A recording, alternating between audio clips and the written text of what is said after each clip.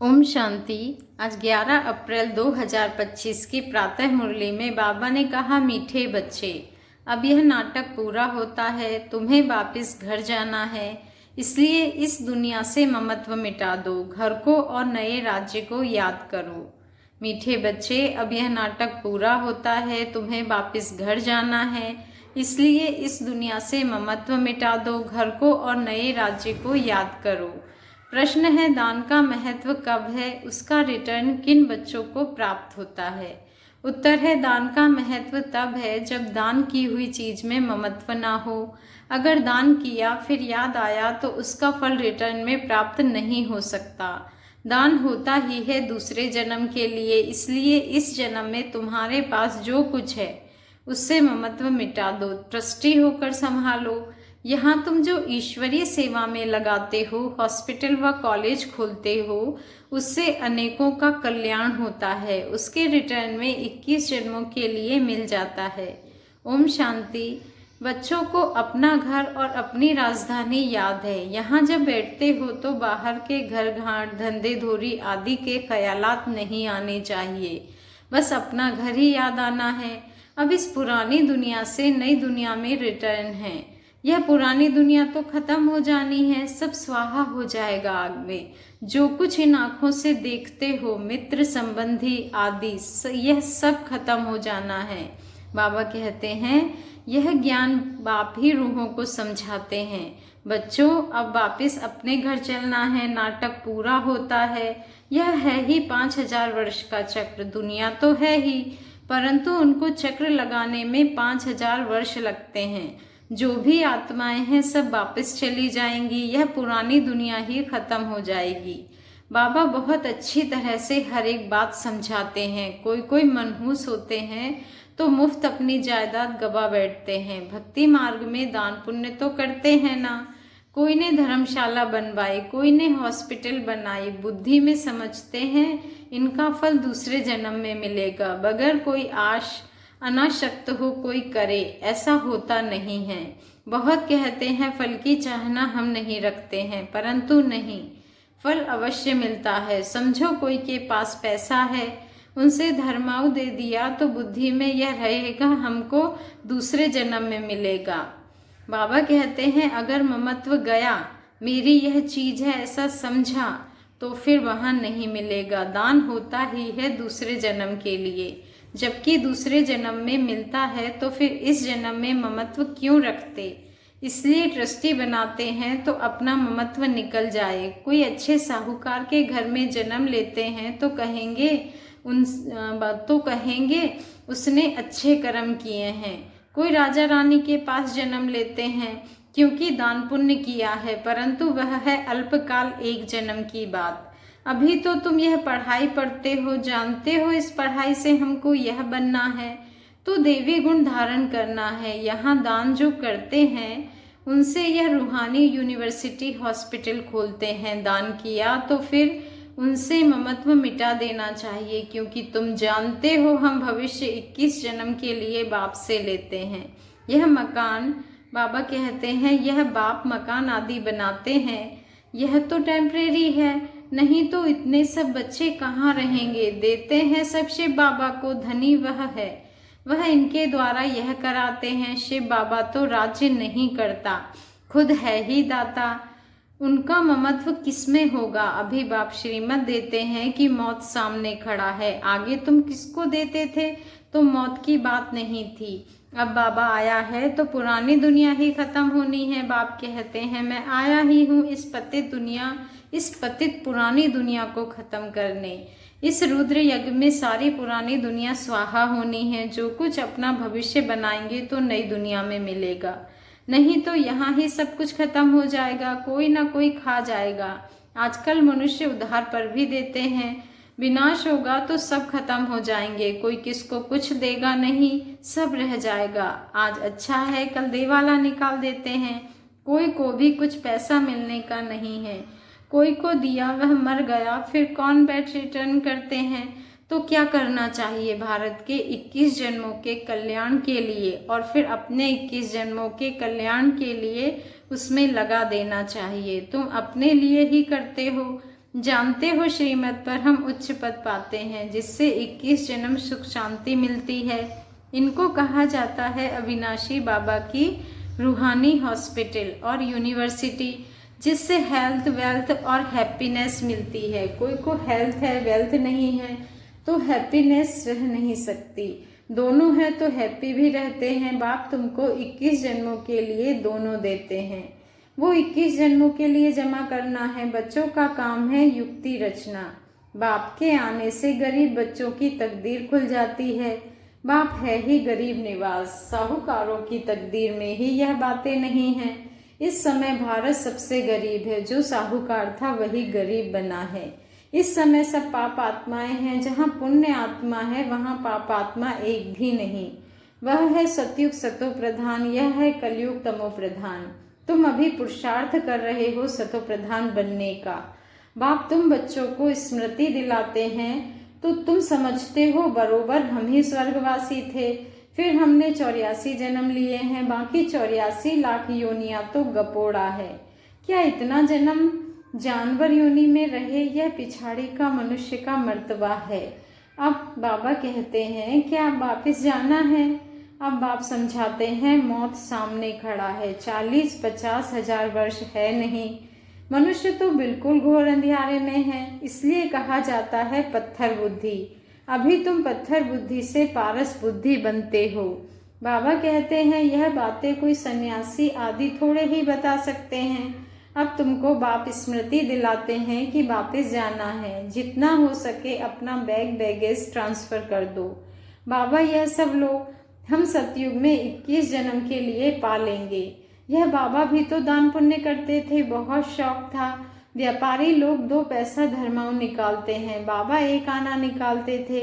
कोई भी आए तो दरवाजे से खाली ना जाए। अभी भगवान सम्मुख आए हैं, यह किसको पता नहीं है। मनुष्य दान पुण्य करते करते मर जाएंगे, फिर कहाँ मिलेगा। पवित्र बनते नहीं, बाप से प्रीत रखते नहीं। बाप ने समझाया है यादव और कौरवों की है विनाश काले विपरीत बुद्धि, पांडवों की है विनाश काले प्रीत बुद्धि। यूरोप वासी सब यादव हैं, जो मूसल आदि निकालते रहते हैं। शास्त्रों में तो क्या क्या बातें लिख दी हैं, ढेर शास्त्र बने हुए हैं ड्रामा प्लान अनुसार। इसमें प्रेरणा आदि की बात नहीं, प्रेरणा माना विचार। बाकी ऐसे थोड़े ही बाप प्रेरणा से पढ़ाते हैं। बाप समझाते हैं यह भी एक व्यापारी था, अच्छा नाम था, सभी इज्जत देते थे। बाप ने प्रवेश किया और इसने गाली खाना शुरू कर दी। शिव बाबा को जानते नहीं, न उनको गाली दे सकते हैं, गाली यह खाते हैं। श्री कृष्ण ने कहा ना मैं नहीं माखन खायो। यह भी कहते हैं काम तो सब कुछ बाबा का है, मैं कुछ नहीं करता हूँ। जादूगर वह है, मैं थोड़े ही हूँ। मुफ्त में इनको गाली दे देते हैं। हमने कोई को भगाया क्या, किसको भी नहीं कहा कि तुम भाग कर आओ। हम तो वहाँ थे, यह आपे ही भाग आए। मुफ्त में दोष डाल दिया है, कितनी गाली खाई। बाबा कहते हैं क्या क्या बातें शास्त्रों में लिख दी हैं। बाप समझाते हैं यह फिर भी होगा। यह है सारी ज्ञान की बात। कोई मनुष्य यह थोड़े ही कर सकता है, सो भी ब्रिटिश गवर्नमेंट के राज्य में। कोई के पास इतनी कन्याएं माताएं बैठ जाएं, कोई कुछ कर ना सके। कोई के संबंधी आते थे तो एकदम भगा देते थे। बाबा तो कहते थे भल इनको समझा कर ले जाओ, मैं कोई मना थोड़े ही करता हूँ। परंतु किसकी हिम्मत नहीं होती थी। बाप की ताकत थी ना, नथिंग न्यू। यह फिर भी सब होगा, गाली भी खानी पड़े। द्रौपदी की भी बात है, यह सब द्रौपदियाँ और दुशासन है, एक ही बात नहीं है। शास्त्रों में यह गपोड़े किसने लिखे। बाप कहते हैं यह भी ड्रामा में पार्ट है। आत्मा का ज्ञान ही कोई में नहीं है, बिल्कुल ही देह अभिमानी बन पड़े हैं। देही अभिमानी बनने में मेहनत है। रावण ने बिल्कुल ही उल्टा बना दिया है। अब बाप सुलटा बनाते हैं। देही अभिमानी बनने से स्वतः स्मृति रहती है कि हम आत्मा हैं। यह देह बाजा है बजाने के लिए। यह स्मृति भी रहती तो देवी गुण भी आते जाते हैं। तुम किसको दुख भी नहीं दे सकते। भारत में ही इन लक्ष्मी नारायण का राज्य था। 5000 वर्ष की बात है। अगर कोई लाखों वर्ष कहते हैं तो घोर अंधियारे में है। ड्रामा अनुसार जब समय पूरा हुआ है तब बाप फिर से आया है। अब बाप कहते हैं हमारी श्रीमत पर चलो। मौत सामने खड़ा है, फिर अंदर की जो कुछ आश है वह रह जाएगी।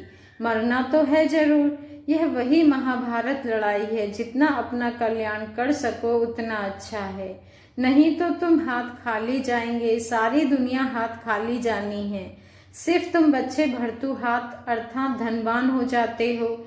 इसमें समझने की बड़ी विशाल बुद्धि चाहिए।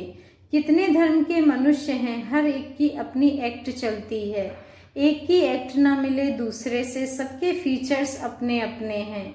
कितने सारे फीचर्स हैं, यह सब ड्रामा में नूंद है। वंडरफुल बातें हैं ना। अब बाप कहते हैं अपने को आत्मा समझो। हम आत्मा 84 का चक्र लगाती हैं। हम आत्मा इस ड्रामा में एक्टर हैं। इनसे हम निकल नहीं सकते, मोक्ष पा नहीं सकते, फिर ट्राई करना भी फालतू है। बाप कहते हैं ड्रामा से कोई निकल जाए, दूसरा कोई ऐड हो जाए, यह हो नहीं सकता।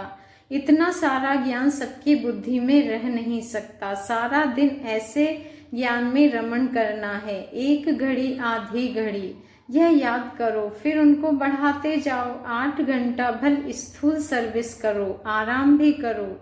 इस रूहानी गवर्नमेंट की सर्विस में भी टाइम दो।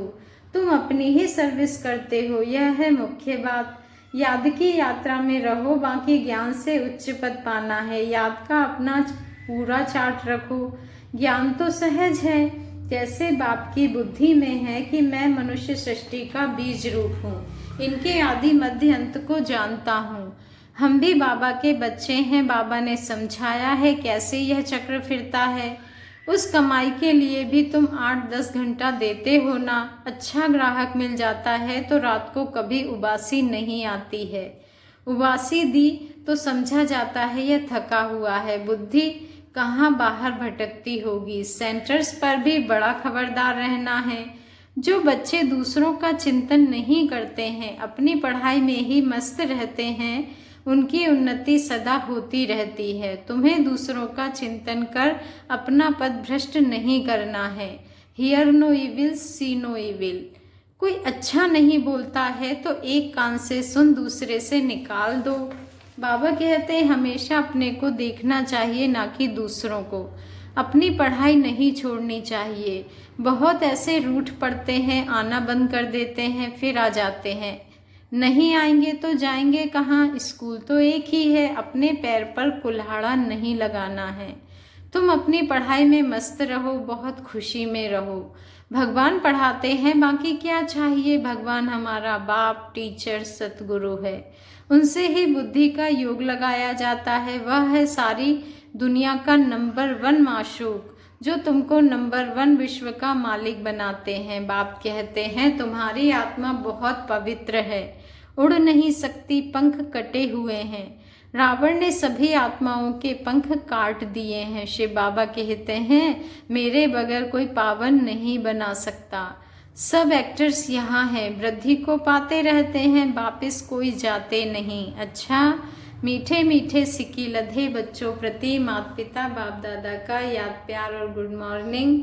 रूहानी बाप की रूहानी बच्चों को नमस्ते, और हम रूहानी बच्चों की रूहानी माता पिता बाप दादा को दिल से याद प्यार गुड मॉर्निंग और नमस्ते। शुक्रिया बाबा, शुक्रिया। धारणा के लिए मुख्य सार है, फर्स्ट पॉइंट है स्वयं के चिंतन और पढ़ाई में मस्त रहना है। दूसरों को नहीं देखना है। अगर कोई अच्छा नहीं बोलता है तो एक कान से सुन, दूसरे से निकाल देना है। रूठ करके पढ़ाई नहीं छोड़नी है। सेकंड पॉइंट है जीते जी सब कुछ दान करके अपना ममत्व मिटा देना है। पूरा विल का ट्रस्टी बन हल्का रहना है। देही अभिमानी बन सर्वदेवी गुण धारण करने हैं। आज का वरदान है भिन्नता को मिटाकर एकता लाने वाले सच्चे सेवाधारी भव। भिन्नता को मिटाकर एकता लाने वाले सच्चे सेवाधारी भव। आज का स्वमान है मैं सच्ची सेवाधारी आत्मा हूँ। ब्राह्मण परिवार की विशेषता है अनेक होते भी एक। आपकी एकता द्वारा ही सारे विश्व में एक धर्म एक राज्य की स्थापना होती है। इसलिए विशेष अटेंशन देकर भिन्नता को मिटाओ और एकता को लाओ, तब कहेंगे सच्चे सेवाधारी। सेवाधारी स्वयं प्रति नहीं लेकिन सेवा प्रति होते हैं। स्वयं का सब कुछ सेवा प्रति स्वाहा करते हैं। जैसे साकार बाप ने सेवा में हड्डियां भी स्वाहा की, ऐसे आपकी हर कर्मेंद्रिय द्वारा सेवा होती रहे। स्लोगन है, परमात्मा प्यार में खो जाओ तो दुखों की दुनिया भूल जाएगी। बच्चे, परमात्मा प्यार में खो जाओ तो दुखों की दुनिया भूल जाएगी। आज का अव्यक्त इशारा है, कंबाइंड रूप की स्मृति से सदा विजयी बनो। सदा स्मृति रखो कि कंबाइंड थे, कंबाइंड हैं और कंबाइंड रहेंगे। कोई की ताकत नहीं जो अनेक बार के कंबाइंड स्वरूप को अलग कर सके। प्यार की निशानी है कंबाइंड रहना। यह आत्मा और परमात्मा का साथ है।